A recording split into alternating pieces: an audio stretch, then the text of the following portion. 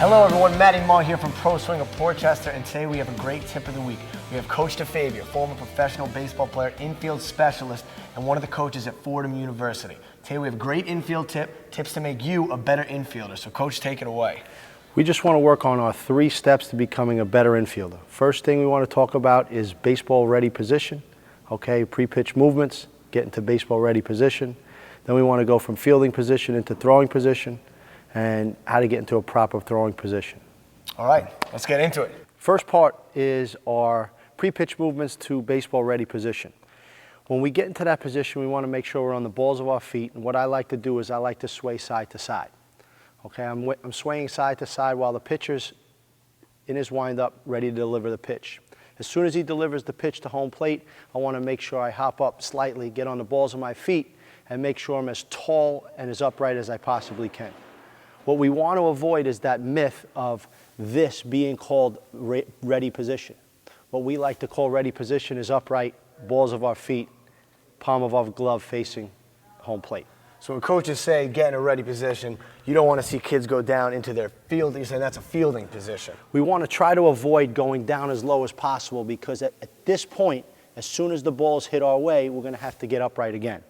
So in order to get rid of the wasted motion, we like to stay up as upright as we possibly can. Okay, so again, we want to sway side to side.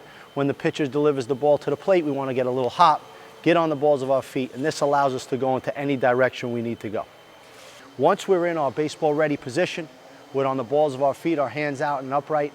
Once the ball's hit towards us, we want to go attack the baseball and move towards it every single time, okay?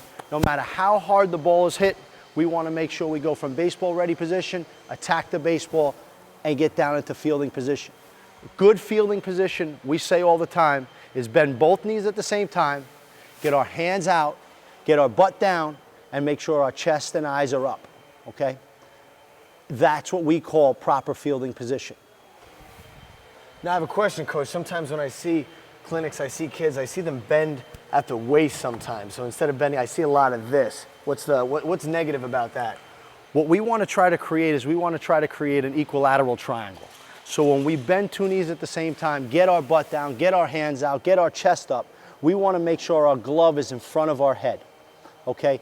We can check to see if an infielder is fielding properly by seeing where the glove is in relationship to the head. Okay? If the glove is in front of the head, we know they're in proper fielding position. If the head is in front of the glove, we know that they're bending at the waist and not at the knees. When we're in proper fielding position, when our hands are out, we want to make sure we're fielding the baseball inside the left leg, underneath the left eye. The reason we want to do this is so we have 2 eyes behind the baseball. Because no matter what infield position we play on the diamond, first base is always to our left. So if we field the ball on the left side of our body, I'll have 2 eyes behind the ball, and I can see the ball with both eyes clear as day. Okay? We want to make sure our hands are positioned at 6 and 2. Another myth that we hear for coaches, we want to look like an alligator at 6 and 12, but what we want to avoid is not being able to come into this direction. We want to have a nice relaxed position, so it's 6 o'clock, 12 o'clock, our thumb wants to be up so we can have more of the glove on the ground. All right, just a quick note. What we want to avoid, another myth that a lot of coaches tell us, is they want to see the top of our cap when we're fielding a ground ball, so they want to look into this position when they're catching the ball. Now, if we go from fielding position, which we're in right now at 6 o'clock and 2 o'clock, glove out in front, thumb up, hands out, our eyes are going to be out in front, okay, not down. And we're going to see what we want to do from this position is go from our fielding position into throwing position by bringing our body to the baseball rather than bringing the baseball to our body. So we're trying to avoid this movement. We want to get into this movement, okay? So we call that getting through the baseball. So we want to have our butt down, hands out, body to ball, and get through the ball on contact, as opposed to ball to body, cap, chin down, top of the cap, and now trying to get into throwing position. Our coordination, our rhythm is not there anymore. So, recap. We went from pre-pitch movements to baseball ready position, from baseball ready position to proper fielding position. Now in the third phase, we go from proper fielding position into throwing position, okay? When we go from proper fielding position to throwing position, we want to create that rhythm and continue with that good rhythm. And what we want to do is make sure that we replace our glove with our throwing foot. And again, bring our body to the ball as opposed to our ball to the body. So it looks like this, okay? What we want to remember when we go from fielding position to throwing position, as soon as our throwing foot goes forward, our throwing hand goes backwards. So in this case, if our right foot goes forward, our right hand goes backwards, okay? The other point we want to stress when we go from fielding position to throwing position is to get our chin to our glove shoulder.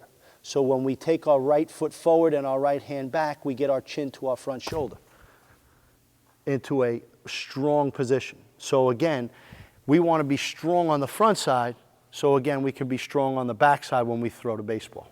And I can see you're kind of coming up like a plane. You're creating some momentum. I guess that's a key. Great point. We never want to go from down to up. If we go from down to up, we generally spike the baseball in the ground.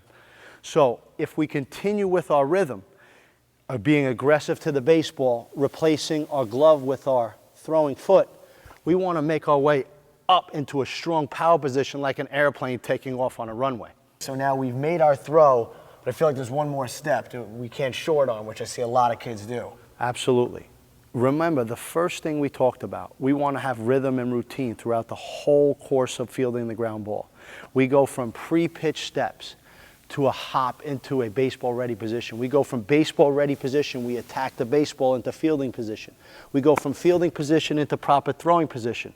Once we release the baseball, we need to continue in the direction of our throw, taking the stress off the arm and really putting it on the lower body, which is where we develop all our arm strength from. I always like to say, it's like a snowball going down a hill.